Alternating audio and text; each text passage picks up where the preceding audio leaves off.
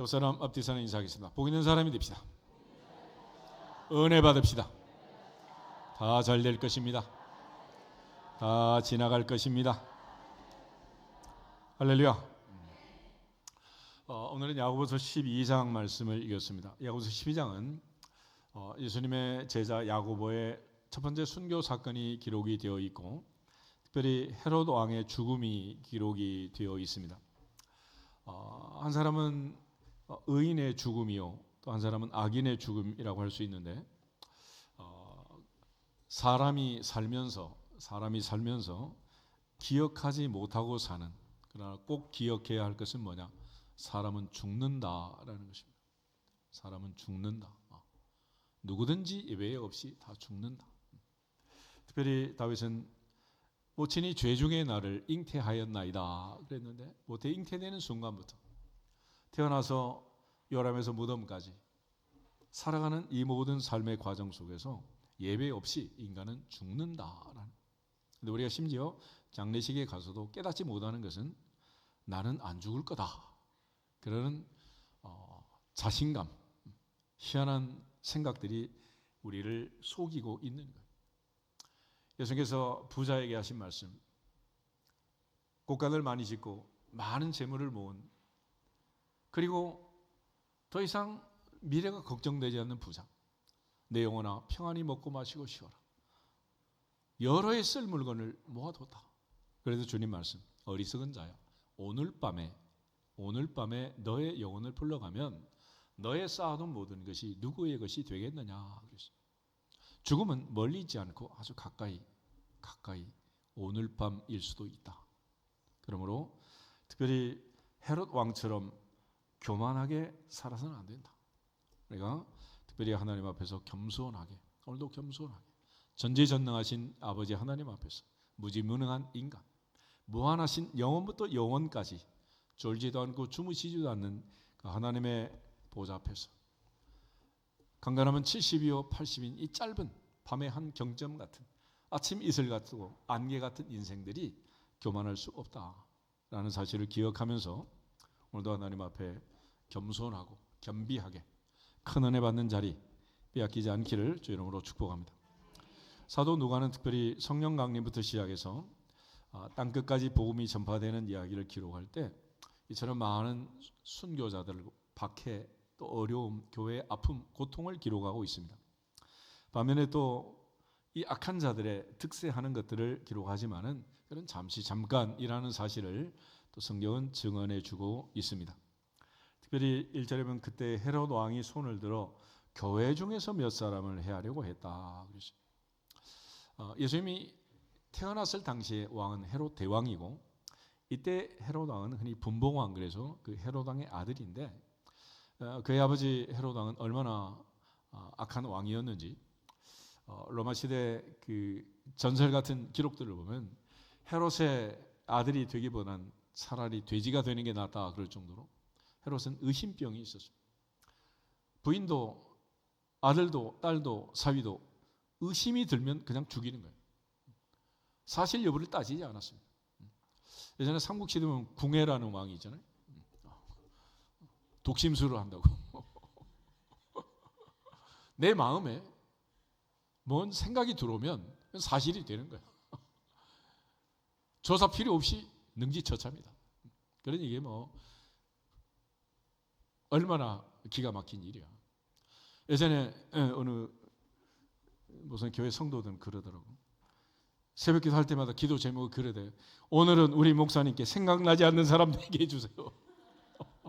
생각났다 그러면 지명하여 부르시고, 냉장고 사다 놔라, 에어컨 거 바꾸라, 차 바꾸라, 막 이런다는 거야. 그래도 감사하게 순종하고 할렐루야 하니 감사하지. 우리 교회에서 그랬다 큰일 나겠지만, 점심 사라 그 정도는 뭐 감사한 일 아니겠습니까? 다 눈 떴어 이제. 할렐루야. 성공. 돌직구 성공.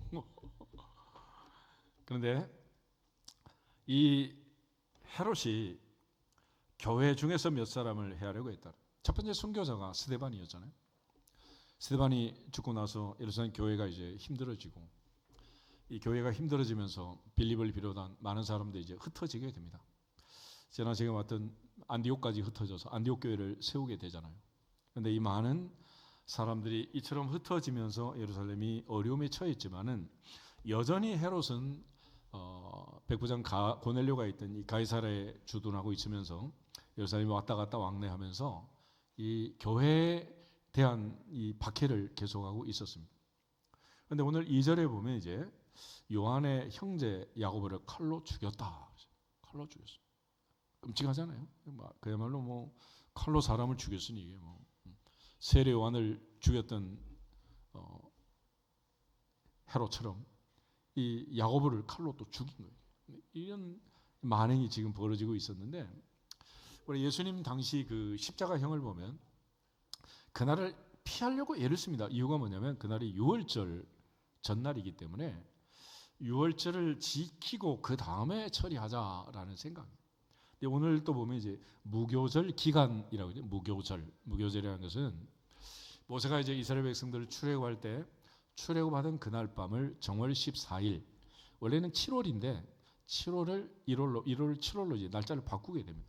그래서 14일 유월절의 밤 죽음의 사가 넘어갔다 그래서 패스오버, 그래서 이거는 패스오버라는 절기인데 그러고 나서 이제 한 주간 동안 무교병을 먹는 절기, 이걸 무교절이라고 합니다. 그래서 유월절은 하루요, 이어지는 한 주간은 무교절인데 그래서 그걸 유월절의 절기, 무교절, 유월절 여러 가지 표현을 합니다. 근데 엄격히 따지면 유월절은 출애굽하던 그 밤이고 이어서 한 주간 발효되지 않은 떡을 먹었던 것을 기억하면서 지키는 절기가 이 무교절이었어요. 그런데 마침 야고보를 죽였는데 이때가 지금 무교절이고 베드로를 잡고 보니 지금 계속해서 지금 진행을 시키면 좋겠는데 이게 날짜가 지금 겹쳐 있다. 그래서 베드로를 옥에 가두고 유월절이 지난 다음에 이제 베드로를 죽이기 위해서 투옥을 시킨 것입니다. 근데 여기서 우리가 이제 기억할 것은 그럼 왜 요한의 형제 야고보가 이렇게 제일 먼저 첫 번째 순교자가 됐을까? 그래서 우리가 흔히 야고보서를 쓴 야고보는 여기 있는 요한의 형제 야고보가 아니고 17절을 보면 야고보가 나와요. 17절. 베드로가 그들에게 손짓하여 조용하게 하고 주께서 자기를 이끌어 옥에서 나오게 하던 일을 말하고 또 누구에게? 야고보와 형제들에게 이 말을 전하라. 그래서 이 야고보는 예수님의 동생 야고보고 야고보서를 쓴 야고보예요. 야고보서를 쓴 예수님의 동생 야고보. 사도행전 15장에 보면 이제 예수님 공회를 주도했던 이 야고보인데 첫 번째 순교자로 요한의 형제 야고보, 세베대의 아들, 갈릴리 바다에서 부름받은 예수님의 제자가 첫 번째 순교자가 됐어요. 마태복음 20장을 한번 보겠습니다. 마태복음 20장을 보시면 예수님께서 이제 마지막 예루살렘을 향해서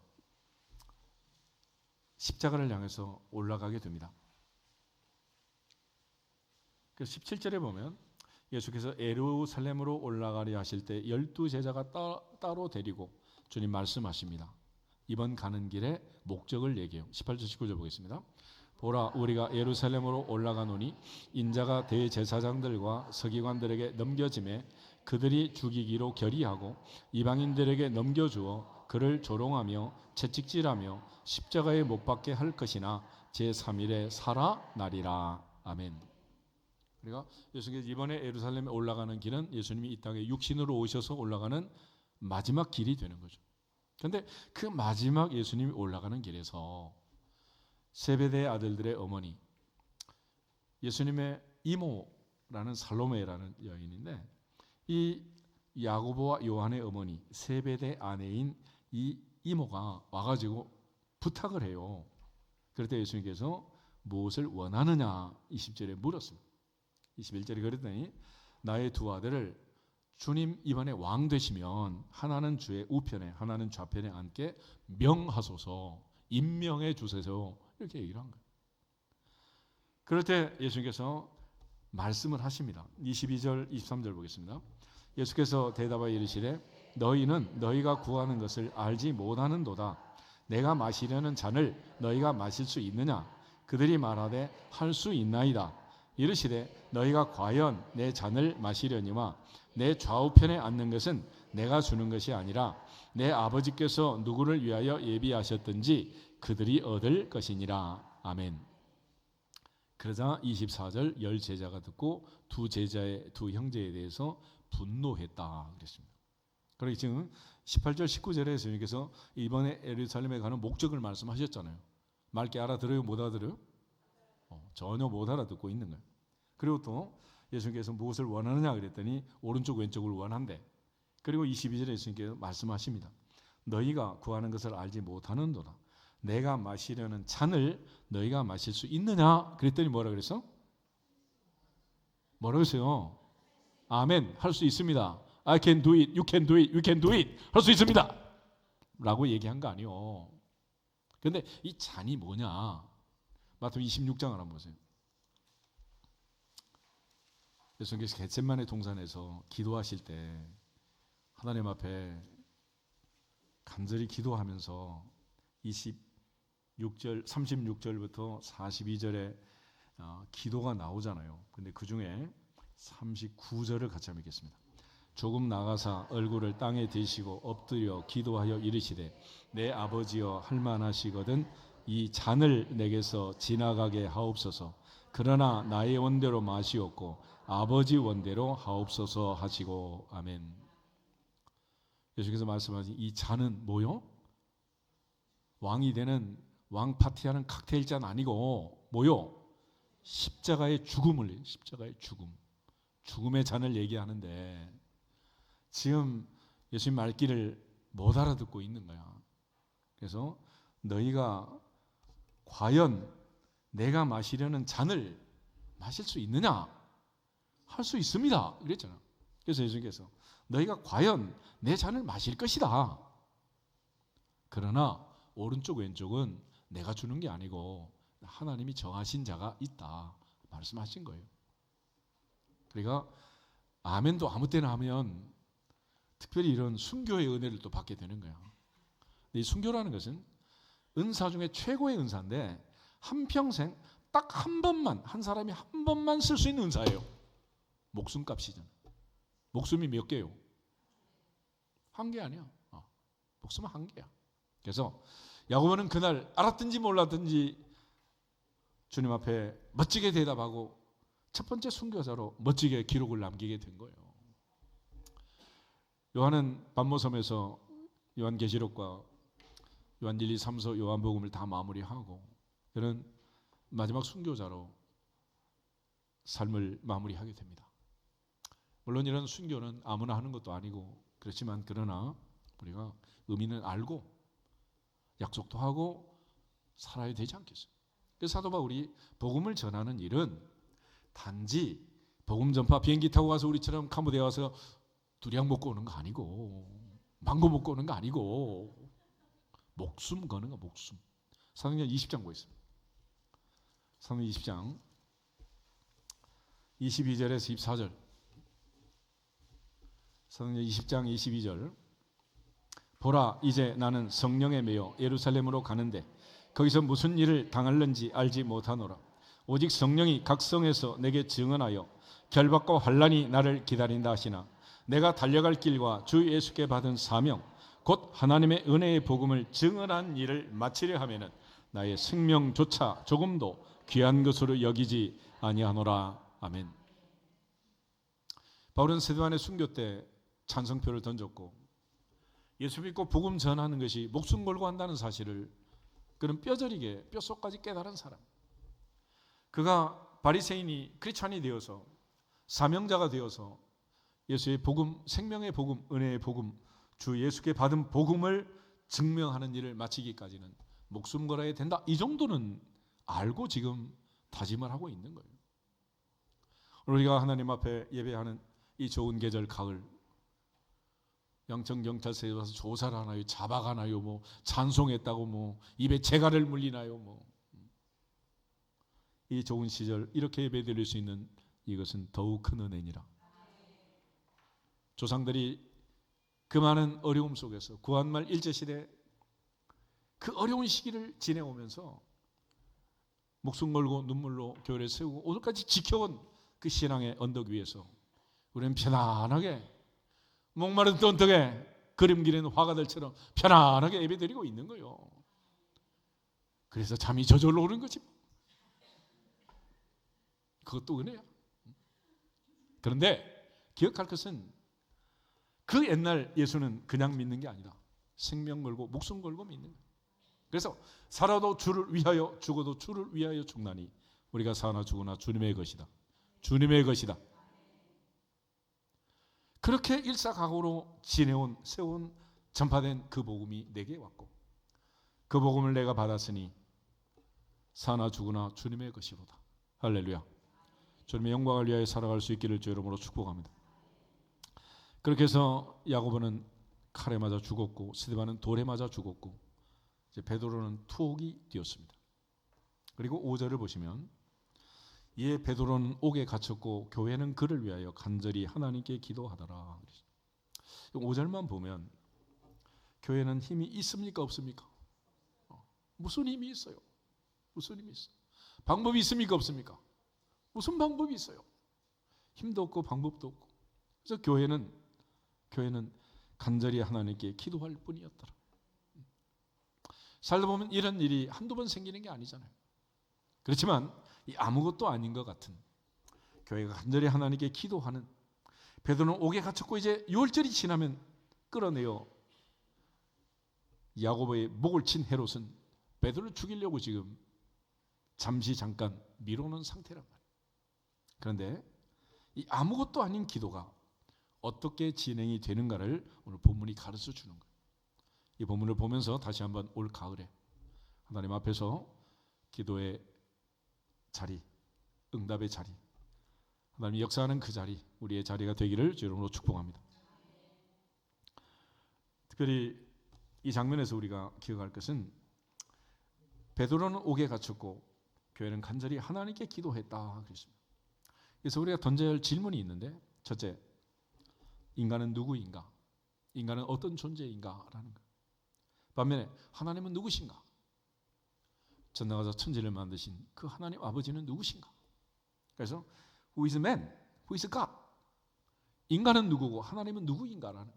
그래서 전지전능하신 하나님 앞에서 무지무능한 인간, 영원부터 영원까지 무한하신 그 하나님의 존재 앞에서 밤의 한 경점 같은 아침 이슬 같은 안개처럼 잠깐 있다 사라지는 이 유한한 이 인간.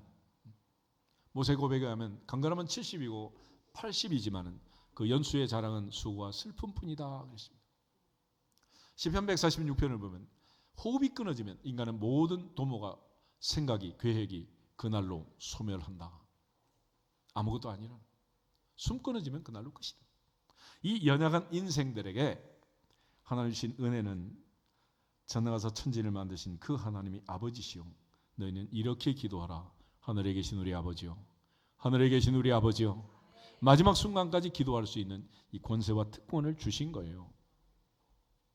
그래서 오늘 하나님 앞에 간절히 기도하는 이 과정을 통해서 첫째는 사도 베드로에게 기도의 능력을 알려주시고 또 한편은 기도하던 교회 마가 요한의 어머니 마리아 집에 모여 기도하는 성도들에게 기도가 무엇인가를 다시 한번 깨닫게 하는 본문이 오늘 사도행전 12장이에요.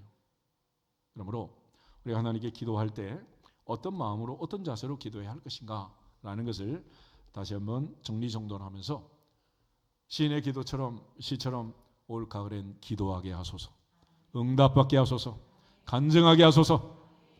우리 모두가 기도의 용사들이 되기를 주 이름으로 축복합니다. 6절부터 보면은 사도 베드로에게 일어난 일이 먼저 기록이 되어 있습니다. 그 중에 6절부터 9절 말씀을 같이 한번 읽겠습니다. 헤롯이 잡아내려고 하는 그 전날 밤에 베드로가 두 군인 틈에서 두 쇠사슬에 매어 누워 자는데 파수꾼들이 문 밖에서 옥을 지키더니 호련히 주의 사자가 나타나며 옥중에 광채가 빛나며 또 베드로의 옆구리를 쳐 깨워 이르되 급히 일어나라 하니 쇠사슬이 그 손에서 벗어지더라. 천사가 이르되 띠를 띠고 신을 신으라 하거늘 베드로가 그대로 하니 천사가 또 이르되 겉옷을 입고 따라오라 한데 베드로가 나와서 따라갈새 천사가 하는 것이 생시인 줄 알지 못하고 환상을 보는가 하니라. 아멘. 우리가 베드로의 평소 습관을 알죠. 예수님 기도하시면 베드로는 자리 깔고 주무시는 이 대단한 잠꾸러기. 변화산에서도 겟세마네 동산에서도 잠자던 베드로, 심지어 감옥 안에 집어놔도 잠을 자는 거예요. 대단하지 뭐. 그래서 예수 믿는 것도 평소 습관대로 믿는 게 많아요. 절에 다니다 온 사람은 절에 다니듯이 믿고, 사서삼경 유교 문화에 젖은 사람은 유교 문화에 젖어서 양반 감매고 예수 믿고 뭐 그러는 거예요 원래. 그런데 이 베드로는 이 잠자는 거 이거 참 대단한 것 같아요. 그런데 세상에 제일 큰 병 중에 하나가 잠을 못 자는 거예요. 이거는 복이야, 복. 복 중에 이런 복은 없어. 사랑하는 자에게 뭐 주신다? 잠을 주신다. 그러니까 뭐 하나님 앞에서 또 예수님 기도하시니까 또 뭐 다 맡기고 편안하게 자면 되는 거지. 특별히 교회 와서야 또 다들 기도하는데 내가 자도 뭐 어때? 잠을 자도 교회 와서 자니 또 감사하지 뭐 또. 할렐루야. 문제는 이 베드로에게 주님이 깨닫게 하는 거야. 이게 도대체 환상이냐 생시냐. 앞장에 보면 고넬료의 집에서도 마찬가지잖아요. 제3시, 제6시, 제9시 기도 시간인데 베드로는 그때 점심시간에 시장하기도 한데 또 비몽사몽 주무신단 말이에요. 주무셔. 그래서 이번에도 이게 환상이 막 보자기가 내려왔던 것처럼 이게 진짜냐 가짜냐 이게 막 정신을 못 차리는 거예요. 그래서 하나님께서 그에게 깨닫게 하시는 거예요. 뭘 깨닫게 했느냐? 10절부터 12절을 보겠습니다.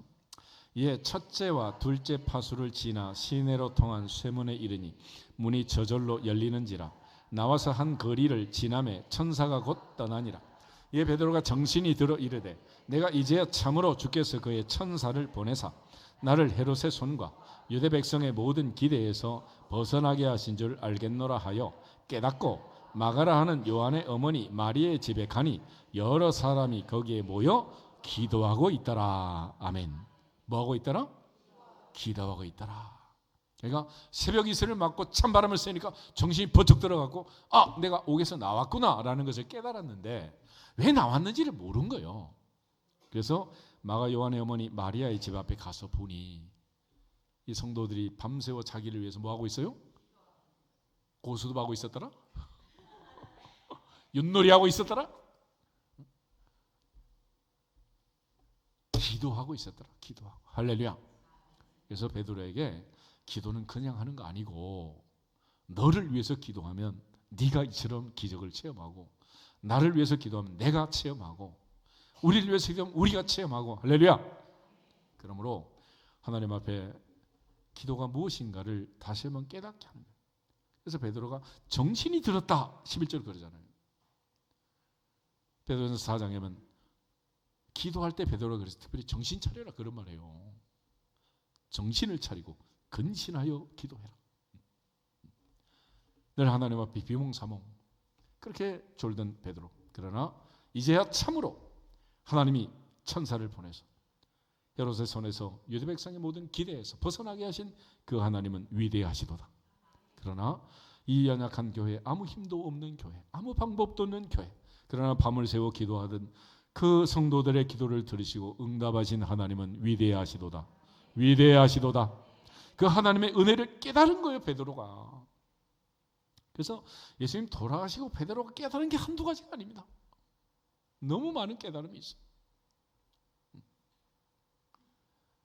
특별히 사도행전 11장에서도 베드로가 10장에서도 놀라운 깨달음을 갖잖아요.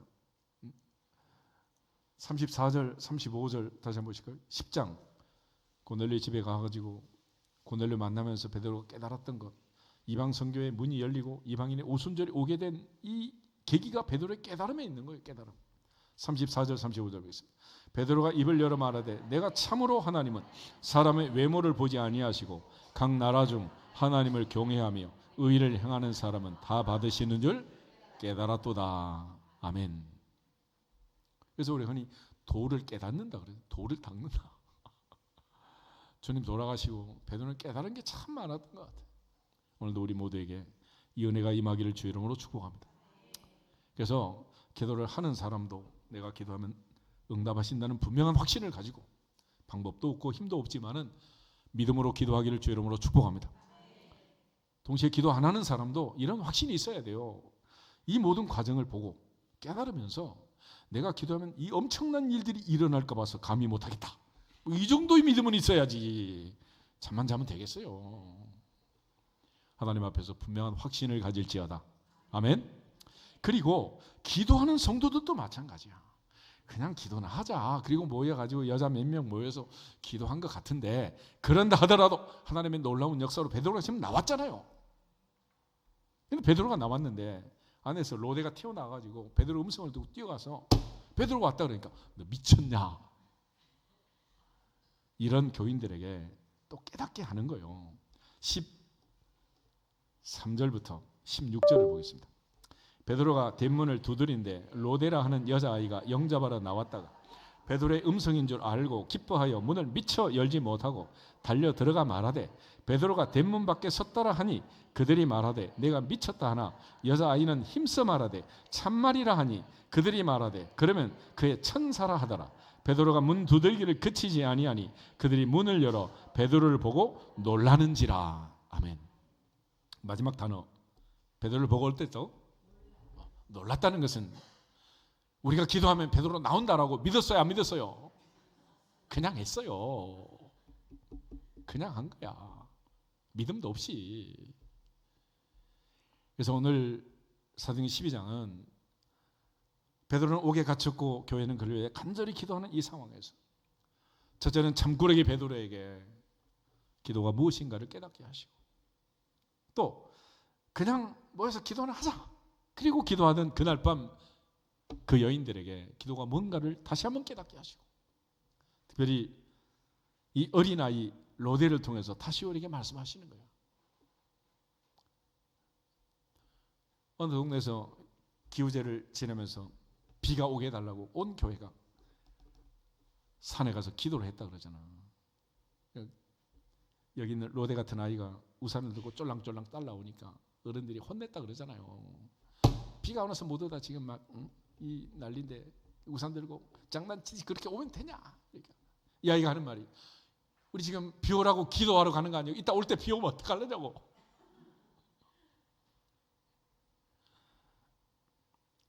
그래서 어린아이처럼 되지 않으면 천국 못 간다 그러잖아요. 그냥 믿으시기를 축복합니다. 어린아이처럼 믿어지기를 축복합니다.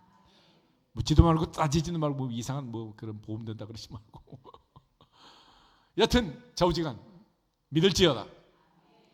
그래서 기도라는 것은 믿음이라는 물타리 안에서 가능하게 되는 거예요. 믿음이 없으면 안 되는 거예요. 마가복음 11장 한번 보겠습니다. 이 모든 상황을 정리하면 마가복음 11장에 예수께서 이제 그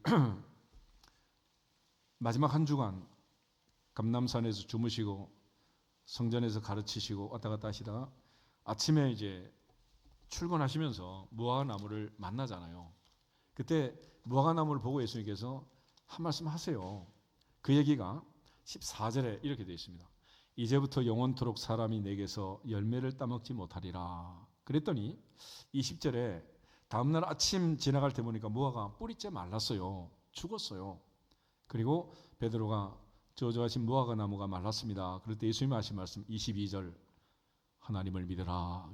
하나님을 믿으라. 할렐루야. 하나님을 믿으라. 이게 기도의 출발이에요. 그러니까 하나님을 믿지 않는 동네에서는 통한다 안 통한다? 통할 수가 없는. 하나님을 믿는. 그래서 너희는 이렇게 기도하라. 하늘에 계신 우리 아버지여라고 얘기했고, 예수님께서 너희가 악할지라도 자식에게는 좋은 것으로 줄 줄 알거든 하물며 하늘에 계신 너희 아버지께서 구하는 자에게 좋은 것으로 주시지 않겠느냐 그랬습니다. 이게 통하는 자리가 어디냐? 교회, 믿음의 공동체 안에서 가능하다. 또 믿음 안에 있는 패밀리, 가정 안에서 가능하게 되는 거예요. 예를 들어 엄마한테 엄마 김밥 사주세요, 떡볶이 주세요, 라면 끓여주세요 뭐 이렇게 말하면 엄마가 돈 받아 안 받아? 돈 받고 해줘? 그 안에서는 그냥 말만 하면 되잖아. 근데 집 밖으로 나가면 말로 해야 돼요, 돈 줘야 돼요? 그때부터 돈이 자본주의가 작동하는 거지. 그래서 교회 안에서, 믿음 안에서, 성도들 안에서는 이 기도의 원리가 작동하지만 문 밖에 나가서 변호사 선임하고 고소고발하고 물건 사고 팔고 짓고 헐고 시집가고 장가갈 때는 그때는 세상의 원리가 작동하는 거란 말이에요. 그러니까 우리가 주님 안에서, 교회 안에서 기도할 때 가장 중요한 것은 누구를 믿어라? 하나님을 믿어라. 하나님. 그분이 아버지요 내가 자녀라는 분명한 관계 속에서 내가 구하면 주시고 반드시 주신다는, 조금도 의심하지 않는 분명한 믿음을 가지고 믿음 안에서 기도하는 원리가 작동할 때 그대로 되는 거지, 믿지도 않는 자들에게 이게 적용이 되냔 말이에요. 이게. 그래서 어떤 사람은 이런 부탁도 해요. 그냥 누가 아픈데 목상에 가서 기도해 주세요. 물론 할 수는 있지. 그렇지만 그 사람이 믿고 간절한 마음이 있어야지 기도한다고 되냔 말이에요. 이게. 그건 아니잖아요. 예전에 어떤 분은 새벽 기도와 은혜 받고 자기 아들 지금 잠자고 있는데 내가 가서 기도하면 지 아들이 금방 일어나서 예수를 믿고 교회를 막 뛰어나올 것 같대. 그래서 내가 붙들려 간 적이 있어. 그렇지만 갈급한 심령에 하나님이 은혜를 주시는 거지. 구하라 찾으라 두드리라 그리하면 그랬잖아. 그러니까 먼저 전능하사 천지를 만드신 하나님 아버지를 진짜로 믿는 그 아버지가 내 기도를 들으시고 진짜로 응답하신다는 확신을 갖고 아버지의 자녀의 권세를 회복하는 그것이 먼저니라. 그것이 먼저니라.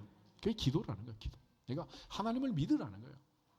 그러니까 예수님 말씀은 지금 무화과 나무가 문제가 아니잖아요. 베드로는 무화과 나무 보고 놀래가지고 저주하시면 무화과 나무가 말랐습니다. 그런데 예수님께서 하신 말씀은 너도 입만 무성한 무화과가 되지 말고 열매 맺는 무화과가 되라. 그런 말이 없잖아요. 하나님을 믿어라. 하나님. 우리 모두는 전능하사 천지를 만드신 하나님을 믿고 그 하나님의 자녀의 권세를 가지고 올 가을 하나님의 보호자로 움직이는 기도의 용사들이 되기를 주 이름으로 축복합니다. 그리고 나서 두 번째로 23절 24절을 보면 응답에 대한 확신을 강조해요. 응답에 대한 확신. 내가 구하면 말이 되고 안 되고는 그 다음 문제고 무조건 내가 말을 하면 말이 되든 안 되든 우리 아버지는 내 말대로 해주려고 하신다 안 하신다? 하신다는 거야. 그러니까 믿음이 좋은 사람은 말이 되는 말을 한다 안 되는 말을 한다? 말이 안 될수록 믿음이 더 크다. 할렐루야. 그 얘기를 하는 거예요. 그래서 산을 향해 바다에 던져져라 그렇게 말하고 그 말도 안 되는 말을 하고 믿으면 그대로 된다는 거예요. 그게 23절 4절이에요. 같이 한번 읽겠습니다. 내가 진실로 너에게 이르노니 누구든지 이 산들어 들려 바다에 던져지라 하며 그 말하는 것이 이루어질 줄 믿고 마음에 의심하지 아니하면 그대로 되리라. 그러므로 내가 너에게 말하노니 무엇이든지 기도하고 구하는 것은 받은 줄로 믿으라. 그래야만 너에게 그대로 되리라. 아멘. 이건 이런 거야. 한 녀석이 우리 엄마한테 얘기하면 우리 반 전체 내일 배 터지도록 떡볶이 먹을 수 있다라고 말하는 거예요. 한 푼도 안 내도 된다. 그리고 엄마한테 가서 말하면 해준다 안 해준다? 해준다는 얘기 아니에요. 지금 똑같은 거야. 그런데 그렇게 할 때는 엄마하고 아들이 분명해야지. 옆집 아줌마한테 가서 해주겠냐고 이게. 그래서 예수님께서 하신 말씀 중에 늘 강조하지만 내가 진실로 너에게 이르노니 그럴 땐 그 다음에 굉장히 중요한 말이 나오게 돼 있어요. 이거는 예수님이 말씀하신 이 진짜라고 얘기하는 예수님 말씀이잖아요. 산을 향해서 바다에 던져져라 그렇게 명령해도 믿으면 의심하지 아니하면 그 말하는 것이 이루어질 믿고 마음에 의심하지 아니하면 그대로 된다.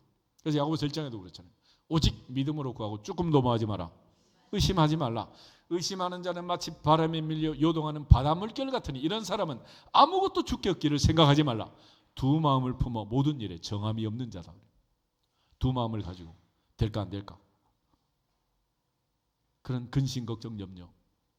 그래서 더 이상 우리가 신앙생활 할 때는 신앙생활을 해야지 하나님 놀이를 하시면 안 됩니다. 내가 하나님이 아니잖아요.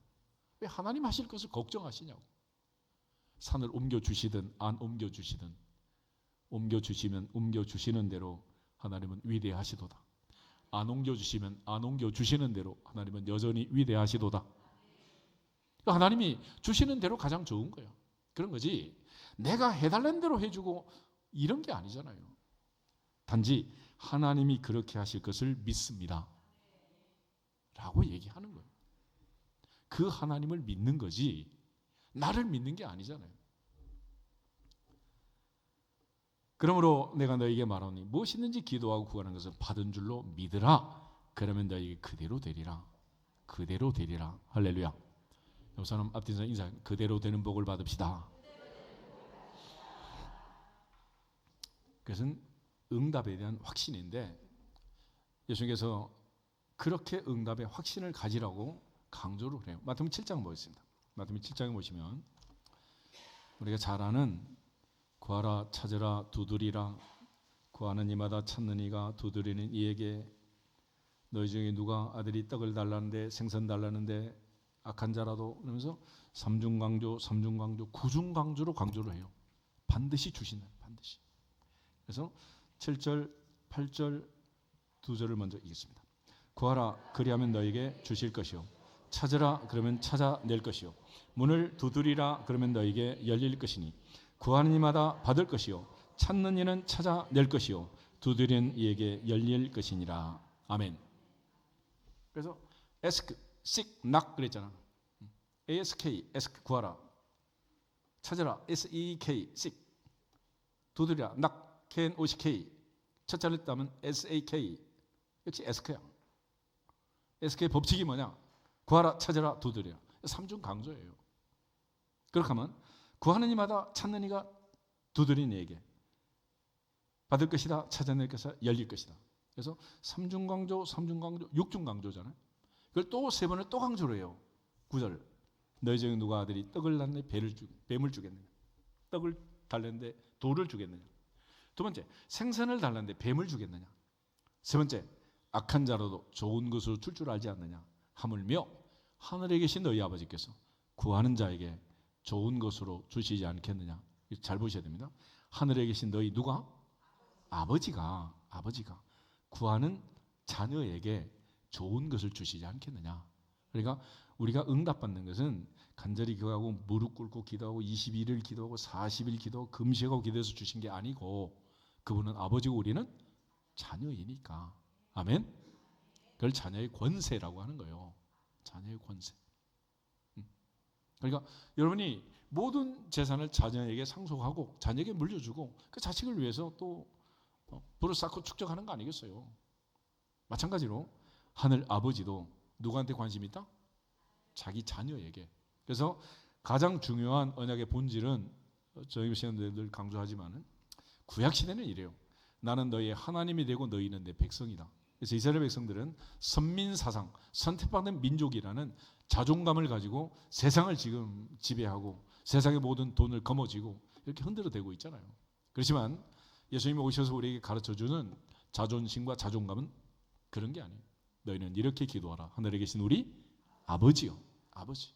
전능하사 천지를 만드신 하나님 아버지를 누가 믿습니다? 내가 믿습니다. 그래서 우린 자녀의 권세를 가지고 아버지 앞에 기도하는 거예요. 아버지.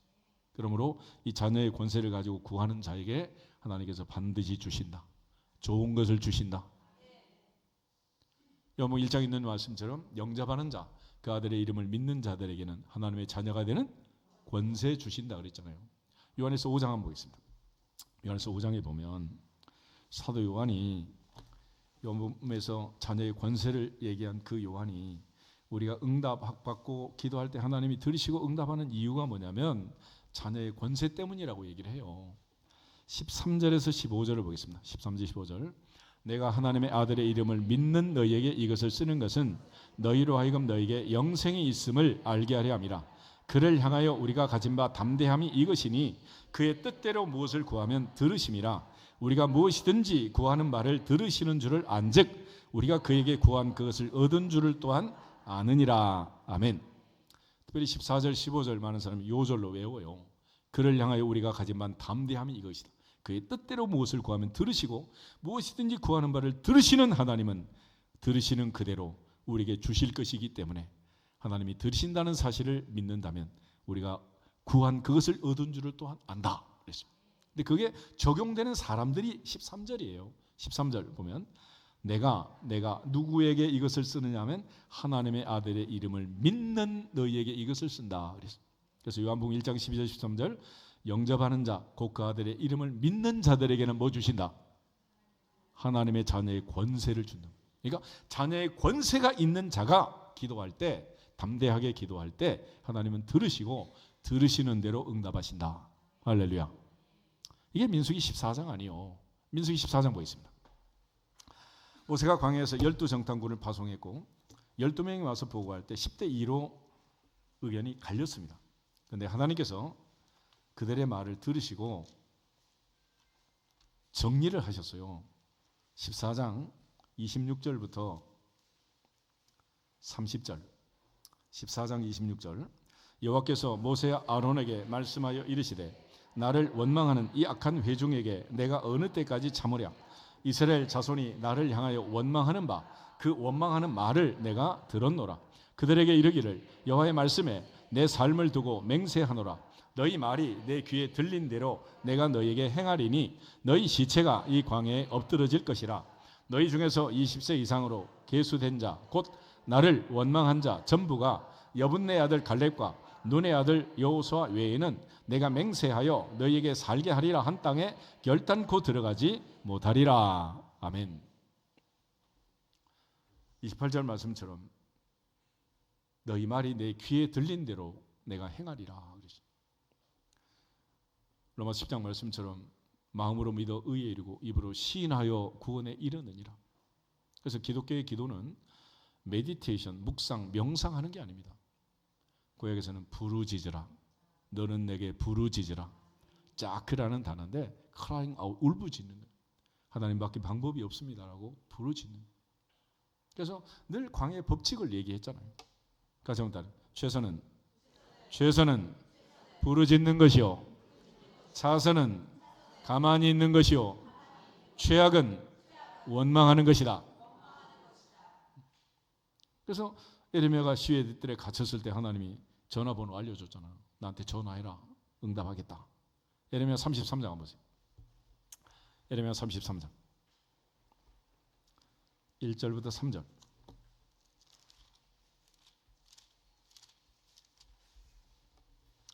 에레미야 33장 1절부터 3절. 에레미야가 아직 시위대 뜰에 갇혀 있을 때에 여호와의 말씀이 그에게 두 번째로 임하니라. 이르시되 이를 행하시는 여호와, 그것을 만들며 성취하시는 여호와, 그의 이름을 여호와라는 이가 이같이 이르시도다. 너는 내게 부르짖으라.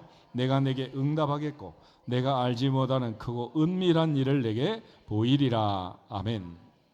특별히 3절 말씀, 너는 내게 부르짖으라. 내가 내게 응답하겠다. 그런데 영어 성경은 Call to me and I'll answer you 이렇게 되죠. 나한테 전화해라. 그러면 내가 응답하겠다. 그래서 하나님 전화번호 에레미야 9개 333이다. 그런데 하나님께서 여기서 말씀하실 때 부르짖으라. 너는 내게 부르짖으라. 감옥에 갇혀 있었어. 부르짖으라. 하나님 앞에 베드로는 갇혔고 교회는 아무 힘이 없어. 부르짖었지만 하나님이 들으시고 응답하신 줄 믿습니다.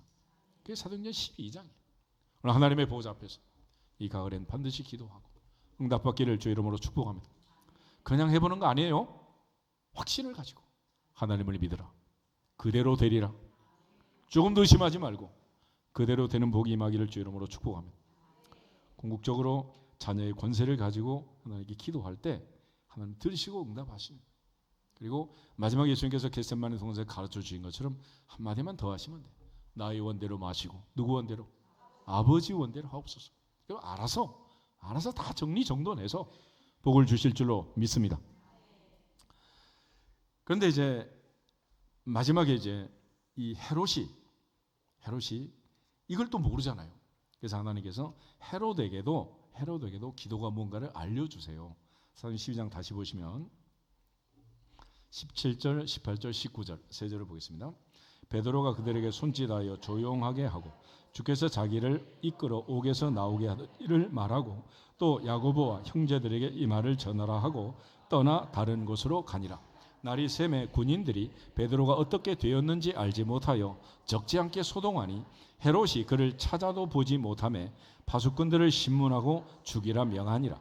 헤롯이 유대를 떠나 가이사라로 내려가서 머무니라. 아멘. 그런데 아직까지도 이 베드로가 탈옥을 하고 지금 사라진 이 상황에서도 헤롯은 성도들이 기도해서 하나님이 응답하심으로 베드로가 탈옥했다라는 사실을 확실하게 알아요, 몰라요? 몰라요. 몰라. 그래서 하나님께서 한 번 더 기회를 주시는 거예요. 그게 바로 마지막 죽음의 사건입니다. 하나님께서 누구에게든지 마지막까지 기회를 주시는데 성경을 보면 원인이 간단합니다. 죄의 싹은 사망입니다. 죄라는 것은 뭐냐? 죄는 교만이에요. 교만. 욕심이 잉태하면 죄를 낳고 죄가 장성하면 사망을 낳는데 욕심은 누가 부리냐? 자기 욕심에 끌려 미혹됩니다. 그래서 우리 성경을 보면 사람이 물론 영원히 사는 건 아니지만은 남의 목숨을 빼앗는 그런 어리석은 일들이 있어요. 근데 그 중에 첫 번째 사건이 바로 가인과 아벨의 사건 아니겠어요? 이 가인의 어리석음, 가인의 욕심, 가인의 탐심. 그래서 하나님께서 가인에게 죄는 너를 원하나 너는 죄를 다스려라. 그렇게 말씀하신 거예요. 히브리서 11장을 한번 보겠습니다. 히브리서 11장에 보시면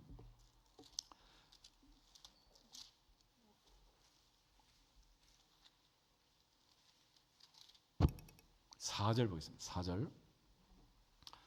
믿음으로 아벨은 가인보다 더 나은 제사를 하나님께 드림으로 의로운 자라 하시는 증거를 얻었으니 하나님이 그 예물에 대하여 정언하심이라.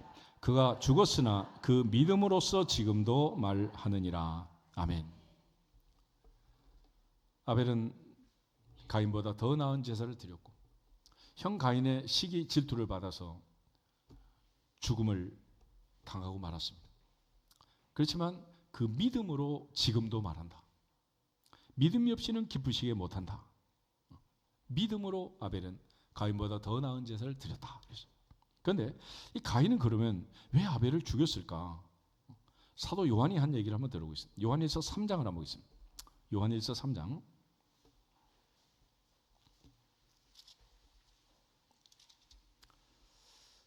요한일서 3장 10절부터 12절을 먼저 보도록 하겠습니다. 이러므로 하나님의 자녀들과 마귀의 자녀들이 드러나다니 무릇 의를 행하지 아니하는 자나 또는 그 형제를 사랑하지 아니하는 자는 하나님께 속하지 아니하니라. 우리는 서로 사랑할지니 이는 너희가 처음부터 들은 소식이라. 가인같이 하지 말라. 그는 악한 자에게 속하여 그 아우를 죽였으니 어떤 이유로 죽였느냐? 자기 행위는 악하고 그의 아우의 행위는 의로움이라. 아멘. 그래서 죽였다는 거예요. 그래서 사도 요한은 이 마귀에게 속해서 동생을 죽인 가인, 그를 어리석은 자라고 말하고 그걸 방지할 수 있는 방법은 뭐냐? 형제를 사랑하는 거예요. 형제를. 13절부터 15절 한번 더 보겠습니다. 13절. 형제들아 세상이 너희를 미워하여도 이상히 여기지 말라. 우리는 형제를 사랑함으로 사망에서 옮겨 생명으로 들어간 줄을 알거니와 사랑하지 아니하는 자는 사망에 머물러 있느니라.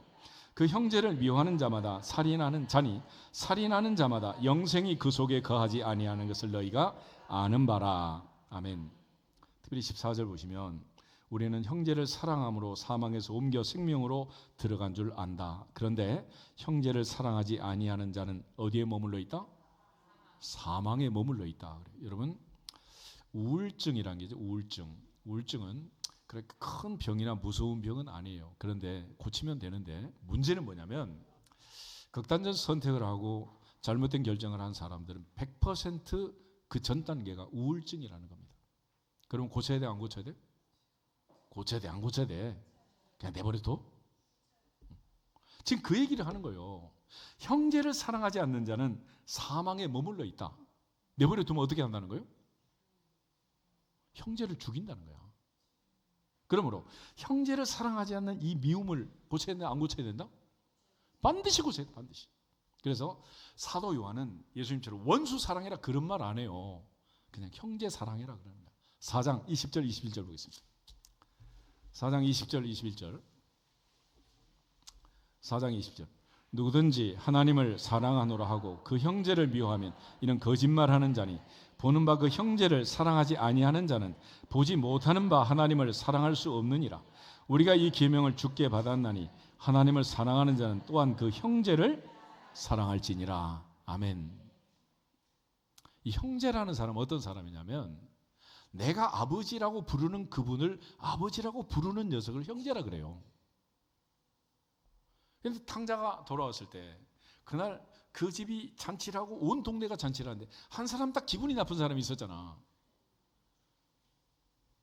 탕자를 맞이한 그분을 아버지라 부르는 형. 그래서 형제의 마음속에 있는 이 미움은 사랑으로 빨리 바꿔야 된다. 아멘. 그래서 이게 사망에 머물러 있게 되고 결국은 이게 돌출되면 가인의 전철을 밟게 된다는 거예요. 그래서 무서운 거예요. 울증 얘기했지만 반드시 고쳐야 되는 것처럼 내 마음에 미움이 있고 시기가 있고 다툼이 있고 고치라는 거예요. 예수님께서 마지막 밤 마지막 유언처럼 주셨잖아요. 내가 너희를 사랑한 것 같이 너희도 서로 사랑해라. 만약 너희가 서로 사랑하면 모든 사람이 너희가 내 제자인 줄 알리라. 우리 모두가 서로 사랑함으로 행복하시기를 주 이름으로 축복합니다. 그런데 이 사랑하지 않고 사람을 죽이고 하는 이 헤롯의 마음속에 뭐가 있냐? 한마디로 교만이 있는 거예요. 교만. 그래서 마지막 20절 23절에 보면 헤롯이 이제 많은 사람들의 원형 경장에 모여 있는 그 자리에서 이제 세상을 떠나게 되는데 20절부터 23절 다시 한번 읽고 마무리하겠습니다. 헤롯이 두로와 시돈 사람들을 대단히 노여워하니 그들의 지방이 왕국에서 나는 양식을 먹는 까닭에 한 마음으로 그에게 나와 왕의 침소 맡은 신하 블라수도를 설득하여 화목하기를 청한지라. 헤롯이 나를 택하여 왕복을 입고 단상에 앉아 백성에게 연설하니 백성들이 크게 부르되 이것은 신의 소리요 사람의 소리가 아니라 하거늘 헤롯이 하나님께 영광을 돌리지 아니하므로 주의 사자가 고치니 벌레에게 먹혀 죽으니라. 아멘.